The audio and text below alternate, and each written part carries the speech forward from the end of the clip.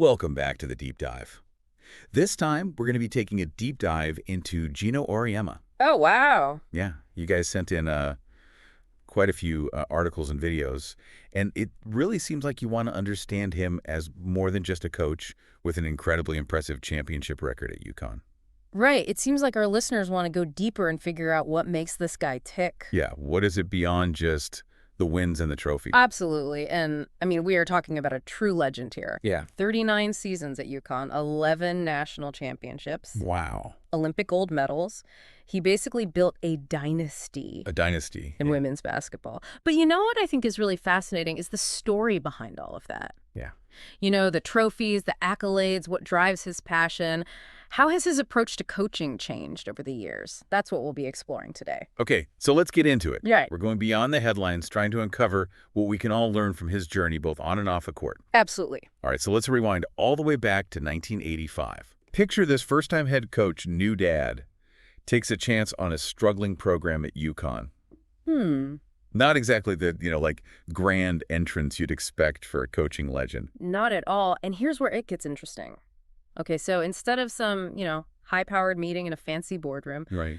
his contract negotiation with the athletic director, John Toner, happened over coffee and donuts. What? At a Dunkin Donuts. Really? In Willimantic. Dunkin Donuts. Dunkin Donuts, yeah. That's hilarious. It is pretty funny, right? So unexpected. You wouldn't expect that for a guy who's about to become, such a prominent figure in basketball, but it really shows his priorities, I think. He wasn't focused on appearances or the trappings of success. He really wanted to connect with people on a human level, Right. build a foundation of genuine relationships. And I think Toner recognized that quality in him. Yeah. And that seemingly casual meeting at Dunkin Donuts turned out to be a pivotal moment for both of them. I love that story. It's a great story. But those early years at UConn, I mean, they weren't all sunshine and roses, right? Oh, definitely not. I mean, he inherited a team that had only ever played in like the 8th or 9th place Big East play-in game. Right. Small roster, too. Yeah, very small roster. Turning that program around was not going to be easy. So how did he do it? Well, When did things start to click for him and for the Huskies? The 1989 Big East Championship really seems to be the turning point. Okay. And here's the interesting thing. He won it with a mix of players he inherited and his first recruiting class. Oh, so a blend of like the old guard and the new wave that he was bringing in. Exactly. It's this really powerful reminder that building something truly great takes time and patience and trust. Absolutely. You can't expect overnight success, especially when you're laying the groundwork for a lasting legacy. And he did build a legacy of winning. Oh, yeah. But he doesn't stop there. No. He keeps going. He keeps pushing himself in his teams. Yeah, what's fascinating to me is that after all those championships and all the accolades, what keeps him motivated? That's the question. Right. That's the million-dollar question. Like, at what point are you just like, okay. Right. Right. I've done it all. I'm going to go, sit on a beach somewhere. I'm going to relax. But not Geno. Not Geno. There's this one anecdote that really sheds light on his mindset, I think. Okay. So the story goes that he was observing a practice in Milan. Wait, hold on. He's already a coaching legend at this point? At this point. And he flies across the world. He flies across the world. Just to watch another team practice. Just to watch. Like what? And here's the kicker. He walks away with 3 new coaching insights. He's been coaching for decades. Decades. He's achieved incredible success. Been a precedented success. And he's still finding new things to learn. He is. That's wild. That's Geno. What were the insights? Like, what specifically caught his eye in Milan? So one of the insights he gained involved spacing.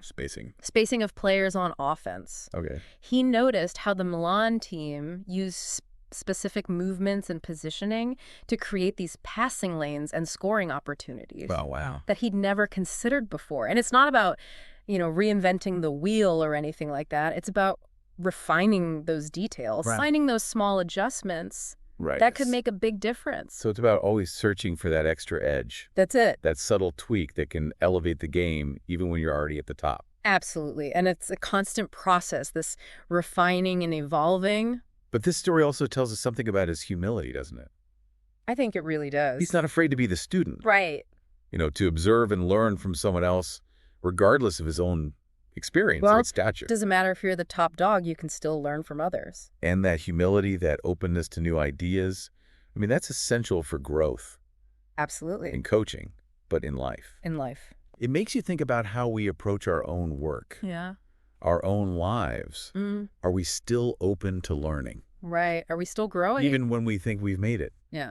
Are we seeking out those opportunities to expand our perspectives, That's it. refine our skills? Absolutely. So we've talked about this relentless pursuit of knowledge. Yeah. But Auriemma's journey is also marked by this significant evolution in his approach to coaching itself. Absolutely. And it's fascinating to see how his style has changed over the years. It really is. He talks about this shift in coaching from when he first started. Right. And he even tells this story about a coach that he had when he was a kid Oh, yeah. who was a former Marine. Yeah, former Marine. Really tough on him. Oh, yeah. Definitely old school. Yeah. Like really tough on him. And he even says, Oh, yeah. like he made me bunt when I was 13 years old. 13 years old. I mean, come on. Classic old school coaching. Like making a 13-year-old bunt. Just ridiculous. It's hilarious. Yeah. It highlights just how much the coaching landscape has changed. It really does. But even beyond just the generational differences, Right. Auriemma himself talks about how he's evolved as a coach. Yeah.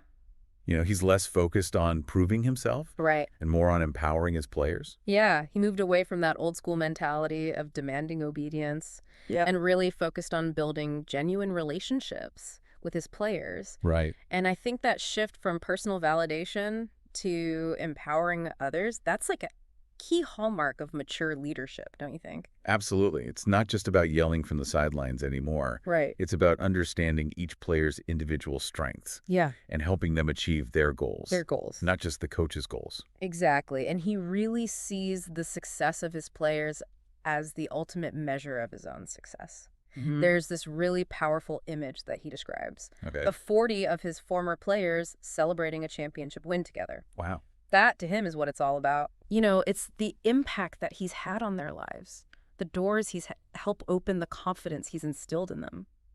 Has such a powerful image. It Mhm. really speaks to a much deeper meaning of success. Yeah. One that goes beyond wins and losses. Absolutely. It's about building something lasting. It really is. It's about the legacy you leave behind. Your legacy. Speaking of legacy, Okay. I am so intrigued by this detail about Auriemma's office. What's that? You talking about the scraps of paper? Yes, his desk is covered in these scraps of paper with basketball plays scribbled all over them. Yeah, I've heard about this. What's that all about? Is it organized chaos?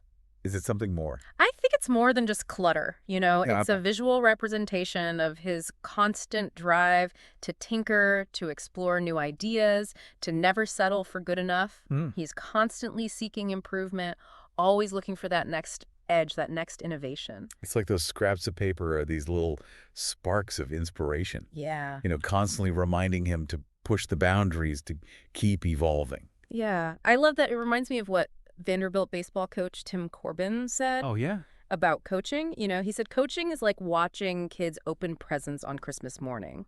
You get to experience their joy and excitement firsthand. I love that. And I think that's what those scraps of paper represent for Auriemma. It's not just about drawing up plays for himself. Right. It's about creating opportunities for his players to shine. He's investing in their development, both as athletes and as individuals. That's incredible. So we've seen Auriemma's humble beginnings, Yeah. his evolution as a coach, Right. his relentless pursuit of knowledge. Absolutely. But there's one story that really brings all these elements together. Okay.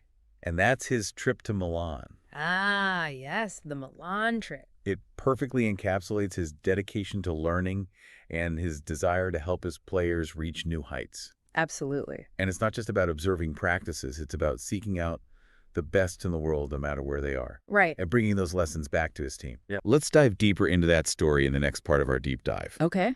It's a perfect example of how Auriemma's approach to coaching extends far beyond the basketball court and offers some valuable lessons for all of us. I'm excited to get into that. Here, we'll be right back. Sounds good. All right, so we're diving back into that Milan story. Yeah. The one where Auriemma, after this whirlwind European tour with his team, hops back on a plane 2 days later and heads to the training camp of Olimpia Milano. Oh, yeah. This is a powerhouse team in the European League, Wow. coached by Ettore Messina, Okay. who's another coaching legend in his own right. So it speaks volumes about Auriemma's commitment to learning, right? It really does. Like he could have easily just relaxed Oh, yeah, take a break. after that trip. Right. But he chooses to immerse himself Yeah, in a completely different basketball environment. absolutely. What was it about Olympia Milano that drew him in? Well, Messina was known for his intricate offensive schemes. Okay. And his emphasis on team play. And I think Auriemma always looking to refine his coaching toolbox. Yeah. Saw this as like a prime opportunity to observe a master at work. Right. And it's not about copying Messina's style, Right. but more about understanding the principles behind it. You're right. The nuances that made his system so effective. Exactly. So it's like an artist studying the techniques Yeah. of a different school of painting. I like that analogy. Yeah. It's not about imitation. Right. It's about expanding your understanding The craft. of the craft. Yeah. Absorbing new ideas. Right. Finding inspiration in unexpected places. Yeah, you never know where that inspiration is going to come from. What's striking to me is Auriemma's willingness to be a student, Yeah. even as this renowned coach himself. Right. Like he's not intimidated She's not threatened. by Messina's success. Right. Or worried about appearing less knowledgeable. Exactly. He's there to learn. He is. Pure and simple. And that humility, that willingness to learn from anyone, anywhere, Yeah. I mean, that's what sets him apart. That's it. But it wasn't just about theory or abstract concepts, No. right? He came back with practical, actionable insights. He did. And one of the things that fascinated Auriemma was how Messina used these specific drills Okay. to develop players' passing skills and decision-making under pressure. Oh. He wasn't just running drills for the sake of it. Right. Each drill had a purpose, Okay. a specific element of the game it was designed to hone. Right. And, Auriemma even brought some of those drills back to UConn. Wow, really? Yeah, incorporated them into his own practice regimen. So it's not just about observing. No. It's about extracting those nuggets of wisdom Right. and figuring out how to apply them Yeah, in a practical way. in a practical way. Yeah. He saw something that worked and wasn't afraid to adapt it to his own team's needs. Exactly. And it shows that even the most successful coaches are never finished learning. Right. There's always room for improvement, always a new perspective to consider. Absolutely. And that brings us to another crucial element of Auriemma's approach, Okay. and that's his evolving definition of success. Right. It's not just about championships anymore, is it? It's not just about the wins. There's something deeper driving him. Yeah, he's achieved unprecedented success on the court. He has. But for Auriemma, true fulfillment comes from something much more profound, Okay. the success of his players, Right. both on and off the court. That's interesting. He talks about how their lives are transformed by these experiences. Yeah. He's not just coaching them in basketball. Right. He's helping them develop as individuals, as leaders, as strong, confident women. Yeah. That's where he finds his greatest satisfaction. That's such a powerful shift in perspective. It really is. He's gone from seeking personal glory to finding joy in the growth and accomplishments of others. Absolutely. And that's a lesson that resonates far beyond the basketball court. Absolutely. It's about recognizing that true success isn't just about individual achievement. Yeah. It's about contributing to something larger than ourselves. Exactly. About making a positive impact on the world around us. That's it. And that leads to a question that's been on my mind. Okay. How do we translate these profound insights from Auriemma's life and career into our own lives? Right. What would Geno say to us about applying these principles to our own pursuits? Yeah. Even if we're not, coaching championship basketball teams. That's a great question, and it's one we'll explore in the final part of our deep dive. All right. I'm excited to get into that. Stay tuned. Okay, so we've been unpacking Geno Auriemma's journey, from those humble beginnings at a Dunkin Donuts Right. to his just remarkable evolution as a coach and a leader. Absolutely. But now comes the real challenge, Yeah. right? How do we take these incredible insights Right. and actually apply them to our own lives? That's the million-dollar question, isn't it? It's easy to admire someone else's success. But how do we translate those lessons into tangible actions, into real change? Exactly. So let's say you're feeling stuck. Okay. You're lacking motivation. Yeah. Or you're just yearning for something more. Right. What would Geno do? I think he would remind us that growth often begins with a simple question that, what am I curious about? Remember that insatiable curiosity that he embodies. Yes. Always seeking new knowledge, new perspectives. Always learning. Yeah, he'd encourage us to tap into that same spirit of inquiry. Right. To never stop learning. Yeah. Never stop exploring. So it's about identifying those areas that spark our intellectual curiosity. Yes. Whether it's a new skill, we want to learn a subject we've always been fascinated by, Right. or even just, engaging in conversations with people Right. who have different experiences and viewpoints. Absolutely. It's about feeding our minds, Yeah. expanding our horizons, Right. and approaching every day with a sense of wonder and possibility. Right. Yeah, and it's about remembering that learning isn't just confined to, classrooms or textbooks. Right. It's a lifelong pursuit, Yes. a journey of discovery that enriches every aspect of our lives. And I think he'd also remind us that growth often involves stepping outside of our comfort zones. Oh, absolutely. Think about that story of him flying back to Europe Right. just to observe those practices in Milan. Yeah. He wasn't afraid to be a beginner, Right. to ask questions, to learn from anyone, anywhere. Exactly. It's about embracing challenges, Yeah. taking risks, pushing ourselves beyond the familiar. Right. It's in those moments of discomfort and uncertainty that we often discover hidden strengths, new perspectives, and a deeper understanding of ourselves. It's not just about accumulating knowledge. No. It's about applying it, Yeah. experimenting, Right. stretching ourselves. Absolutely. But Geno's story also highlights the importance of something else. Okay. The people around us. Yes. The power of relationships. Right. Mentorship and building a strong support system. He shifted from demanding obedience to empowering others, from seeking personal validation to finding fulfillment in the success of his players. Yeah.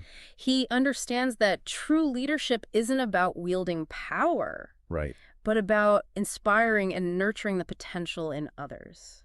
And that starts with cultivating meaningful connections. Yes. Being present for the people in our lives. Absolutely. Offering support and encouragement. Yeah. It's about recognizing that we can't achieve greatness in isolation. Oh, we can't do it alone. We need people who believe in us, who challenge us, Yeah. and who celebrate our victories alongside us. And just as importantly, we need to be those people for others. Yeah. Whether it's, mentoring a colleague, supporting a friend through a difficult time, or simply offering a listening ear. Right. There are countless ways to make a difference in the lives of those around us. It's about shifting our focus from what's in it for me Right. to how can I contribute to something larger than myself. It's about recognizing that our lives are interconnected and that our actions, no matter how small, Yeah. have the power to create a ripple effect. A ripple effect, that's it. And that brings us to the final piece of the puzzle. Okay. The concept of legacy. Legacy. Geno's legacy extends far beyond championships and accolades. It really does. It's about the impact he's had on his players, Right.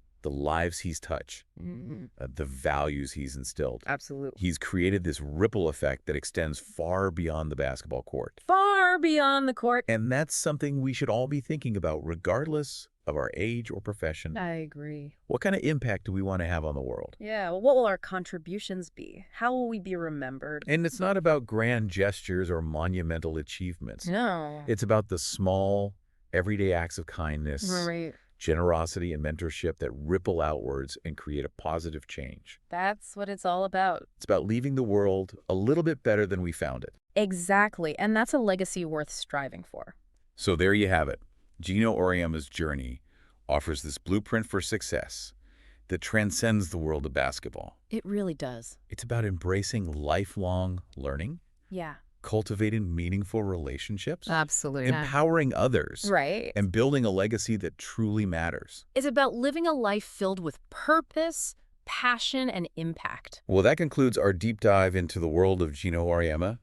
We hope you found his story as inspiring as we have. Me too. What are your key takeaways? Yeah, what resonated with you the most? We'd love to hear your thoughts. Until next time, keep learning, keep growing, and keep making a difference.